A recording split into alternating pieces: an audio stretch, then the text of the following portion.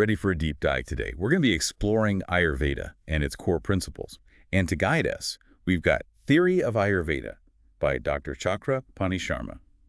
It seems like a pretty good overview, wouldn't you say? It is. It is. Ayurveda, which basically means the science of life, offers a really unique perspective on health and well-being, and it's been around for centuries, primarily practiced in India, but it's gaining traction elsewhere too. Yeah, exactly. And I think what's really interesting about Ayurveda is that it's not just about treating symptoms. It's about looking at the bigger picture, understanding how to maintain the body's natural state of balance. Yeah, definitely. You could almost compare it to like a gardener focusing on the health of their soil to ensure vibrant plants. Ayurveda takes a similar approach, but for us. I love that analogy. So are you saying that Ayurveda sees the human body as like a microcosm, a reflection of the universe? Exactly. Just as the universe is made up of those five basic elements, right? Earth, water, fire, air, and ether, we are too. Wait, hold on. You're saying those elements aren't just about nature, they're inside us too. That's right. But, and this is important, they're not literal elements. It's not like there's a fire burning within you or anything. Instead, think of them more as subtle energies with specific qualities that make us up. Okay, so how do these elements inside us actually work? What's the connection to, like, our physical selves? We'll take the earth element, for instance. Just as earth provides grounding and structure in nature, it creates our bones and tissues. Okay, that makes sense. So there's a connection between the qualities of these elements out in the universe and how they manifest in us. Precisely. And it's this understanding of a fundamental connection with the universe that truly sets Ayurveda apart. Wow, that's a pretty profound concept. Mhm. So how do we go from these five elements to, like, understanding our own health? Is there a sort of Ayurveda for beginners guide to help connect the dots? There is. Remember we were talking about how earth provides structure. Well, Ayurveda teaches that the grounding earth element combines with water to form what's called Kapha dosha. Hold on, doshas. So are these doshas like personality types formed by the elements? It's a little more nuanced than that. You see, everyone, and I mean everyone, has all three doshas, Vata, Pitta, and Kapha, and they're constantly interacting inside us. Okay, I'm intrigued. Tell me more about these doshas. What makes each one unique? Well, let's start with Vata. Composed of air and ether, it's all about movement. Think breath, circulation, nerve impulses, all those dynamic processes in the body. So someone with a lot of Vata energy might be, like, constantly on the move, full of ideas, a bit of a free spirit. That's a great way to put it. And then there's Pitta, the fiery one. It's a blend of fire and water, and it governs our metabolism, digestion, and transformation, both physically and mentally. Uh-huh. So if Vata is the creative whirlwind, Pitta is the focused, driven go-getter. Always up for a challenge, loves a good debate. Exactly. And finally, we have Kapha, which combines water and earth. Kapha is all about structure, stability, and lubrication. Think of it as the grounding force that provides strength, stamina, and a sense of calmness. Gotcha. So to sum it up, we've got Vata, the airy, quick-moving energy, Pitta, the fiery, transformative force, and Kapha, the grounding, stable influence, like a cosmic recipe for each person. Precisely. And this unique combination of the doshas, this individual blueprint or constitution, is what Ayurveda calls our prakriti. So if everyone has a unique prakriti, is that where the idea of personalized health comes in? Absolutely. Understanding your prakriti is like having a roadmap to your own well-being. It helps you understand your strengths, vulnerabilities, tendencies, all of it. Okay, I think I'm starting to get the basics here, but before we get too far into that, let's step back for a second. You mentioned that Ayurveda is a system of healthcare that's been practiced for centuries. Where did it all begin? Well, its origins can be traced back thousands of years to ancient India, with roots in the Vedas, which are the sacred texts of Hinduism. Ayurveda's wisdom has been passed down like through generations for centuries, from teacher to student. Wow, that's amazing. So who are some of the key figures credited with shaping Ayurveda? Were there, like, Ayurvedic pioneers back in the day? Absolutely. One really legendary figure is Lord Dhanvantari, revered as the father of surgery. He shared his wisdom with the student, Sushrut. And get this, Sushrut compiled the Sushruta Samhita, which is a foundational text of Ayurveda, around 1000 BC. 1000 BC. It's incredible how knowledge from so long ago is still relevant today. What other figures were really influential in shaping Ayurvedic thought? Well, there's Agnavesha, who's believed to have penned the Agnavesh Tantra, which was later revised and expanded upon by Charaka, another big name in Ayurveda. These two texts, along with that Sushruta Samhita we talked about, form like the bedrock of Ayurvedic knowledge. Okay, so we've got these ancient texts and this concept of a unique constitution. But it sounds like Ayurveda is way more than just a medical system, right? It touches upon so many other aspects of life. You've got it. Remember how Ayurveda views the body as a reflection of the universe? It takes a holistic approach, acknowledging the interconnectedness of, like, the mind, body, and spirit. That makes a lot of sense. So it's not just about treating illness, it's about achieving balance in all areas of life. And it looks like Ayurveda has quite the toolkit to help us do just that. In fact, the source mentions that Ayurveda have 8 distinct branches. 8. That's right. There's internal medicine, surgery, treatments for ears, eyes, nose, and throat, pediatrics, toxicology, rejuvenation therapies, and even a branch dedicated to mental and spiritual well-being. Wow, talk about comprehensive. Okay, so we've got this fascinating system, ancient roots, and this focus on our unique prakriti.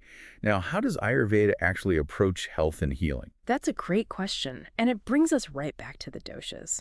You see, in Ayurveda, health isn't just the absence of disease. It's about maintaining a state of balance within our doshas. So, if our doshas are balanced, we're good. And if they're out of whack, that's when things start to go haywire. You got it. When our doshas are in harmony, our bodies and minds function optimally. And when they're not, well, that's when we experience what Ayurveda calls vikruti. It's a state of imbalance. Okay, so how would you describe Vikruti? Think of it like this. Prakriti is your baseline, right? Your own unique energy blueprint. And Yeah. Vikruti is like static on the radio, disrupting that clear signal. Okay, that makes total sense. Yeah. So if our doshas are out of whack, Ayurveda gives us the tools to understand how to bring them back into sync, right? Mm. But how do we know what's throwing things off balance in the first place? Well, Ayurveda views health through this really holistic lens. It considers so many factors. Our diet, lifestyle choices, even, believe it or not, the changing seasons. All these can influence our doshas. So it's not just about, like, genetics. Our environment and the choices we make actually play a role, too. Exactly. A good example of this is Vata dosha. We talked about it being all about movement, right? Yeah. Well, imagine a lifestyle that's constantly on the go, lots of travel, irregular sleep, a ton of mental stimulation. All of that might aggravate Vata. Oh, I can see that. And that could lead to things like anxiety or insomnia, maybe. Yeah, or even digestive issues. And I bet the remedies for a Vata imbalance are completely different from, say, a Pitta imbalance, right? Oh, absolutely. So, like, if someone with a pitta-dominant constitution, those fiery types, is out there eating really spicy food, working long hours with no breaks, just pushing themselves too hard, that might lead to too much heat in the body. Exactly. You start to see things like heartburn, inflammation, maybe even anger. In those cases, Ayurveda might recommend cooling, grounding practices like a gentle yoga or meditation. Fascinating. It's so personalized. It's not just treating the symptoms. It's really looking at the individual's constitution and lifestyle. Mm. So with all this talk about imbalances and remedies, what are some of the tools Ayurveda actually uses to bring things back into harmony? Well, you might be surprised to learn that a lot of mainstream wellness practices actually have roots in Ayurveda. Really? Like what? Yoga, for example. It's not just about the physical postures. In Ayurveda, yoga is all about balancing those doshas, calming the mind. Right. I've definitely heard people talk about how different types of yoga have different benefits, like some are calming, some are more energizing, some are balancing. Is that related to the doshas? Exactly. A gentle, grounding yoga practice might be perfect for someone with, say, excess vata, but for someone who needs a bit more fire, who's dealing with a kapha imbalance, they might do better with a more invigorating style. It's amazing how this ancient wisdom is still so relevant and integrated into these modern wellness practices. What about things like Ayurvedic herbs and spices? Do those play a role in balancing the doshas too? Definitely. Ayurveda places a lot of emphasis on the healing power of plants and food. I was just going to ask about that. For example, turmeric. It's a staple in Ayurvedic medicine and in kitchens around the world, really. But it's known for its anti-inflammatory properties, which can be great for those pitta imbalances. It's funny you mentioned turmeric because I use it all the time in my cooking. I honestly thought it was just for the flavor, but it's so cool to know that there's like this whole system of knowledge behind its medicinal properties. Yeah, there's a reason why certain spices and herbs have been used for centuries, right? They work. And what Ayurveda does is it provides this amazing framework for understanding how and why they work, allowing us to use them way more effectively. So it's not just about like randomly trying different things and hoping for the best. It's about understanding how everything, the elements, practices, herbs, how it all interacts with our own unique constitution. You got it. It's about being in tune with our bodies, recognizing what feels balanced and what might throwing us off. That's the beauty of Ayurveda. It empowers us to be active participants in our own health journey. I'm starting to really see the appeal. It's like having this ancient wisdom guiding us towards a more balanced, fulfilling life. But speaking of guidance, let's get practical for a second. If someone is totally new to Ayurveda and wants to see if it's right for them, where do they even begin? That's a great question, and it's one we'll dig into more when we come back. So we've explored a lot, the five elements, those fascinating doshas, and how understanding your own prakriti can lead to a more personalized approach to health. But before we wrap up our deep dive into Ayurveda, let's talk about how someone can actually start, applying these principles to their life. Well, it's great that you're curious and want to bring a little Ayurveda into your routine. A good place to start. Maybe try learning about your dominant dosha. There are tons of resources out there, online quizzes even. But keep in mind, those quizzes are just a starting point, really. Yeah, because we've all got all three doshas, right? It's about understanding your unique balance, not just labeling yourself as like one specific type. Exactly. So once you've got a sense of your dominant dosha, that's when you can start exploring different lifestyle and dietary recommendations that might help balance it out. Okay, so what kind of things are we talking about here? Give me an example. Sure. Let's say waking up in the morning.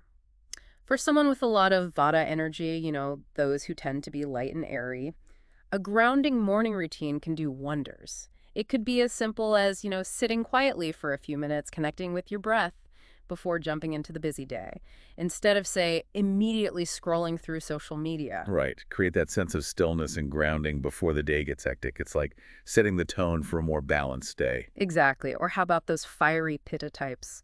Always so ambitious and driven, right? They might find it really helpful to incorporate some cooling practices into their routine, like instead of those super intense workouts that could overheat the body, they might try gentle yoga or swimming. It's amazing how these small changes to your daily routine can have a big impact. What about diet? Any recommendations on how to bring those Ayurvedic principles into our kitchens? Absolutely. Ayurveda puts a lot of emphasis on eating according to your dosha. Now, since Ayurveda started in India, you might think, oh no, do I have to revamp my whole pantry? But it's not about that. Take Kapha, for example, someone with a Kapha imbalance. They might benefit from adding some warming spices to their meals, like ginger and black pepper, even if they're still enjoying the comfort foods they love. So it's about being mindful and making little adjustments that work with your dosha, not like a complete life overhaul. Exactly. Work with your body's natural tendencies, not against them. And remember, this whole Ayurveda thing, it's a journey, not a destination. It's about making small, sustainable changes step by step to support your well-being. I love that. It's not about being perfect. It's about making conscious choices that nourish you and balance out that unique constitution. Well said. And hey, don't forget the beauty of Ayurveda. It gives you that power, that knowledge to become an active participant in your own health journey. You understand your prakriti, you make choices that support your doshas, and you can really cultivate amazing balance and well-being in your life. This deep dive into Ayurveda has been eye-opening, honestly. We've covered so much from those five elements and the whole Tridosha theory to, personalized health and some really practical tips. It's been a pleasure exploring these concepts with you. Hopefully, our listeners feel ready to take what resonates with them and start incorporating some of this ancient wisdom into their lives. Absolutely. And to our listeners, as you dive deeper into this fascinating world of Ayurveda, we want to leave you with a question to ponder. What if, instead of chasing after every new health trend out there, you took a moment to tune into your body's wisdom, to the rhythms of nature? What shifts could you make, even small ones, to create more balance and well-being in your life? That's something to think about. Thank you so much for joining us on this journey into the world of Ayurveda. And until next time, keep seeking, keep questioning, and keep diving deep into this amazing world around us.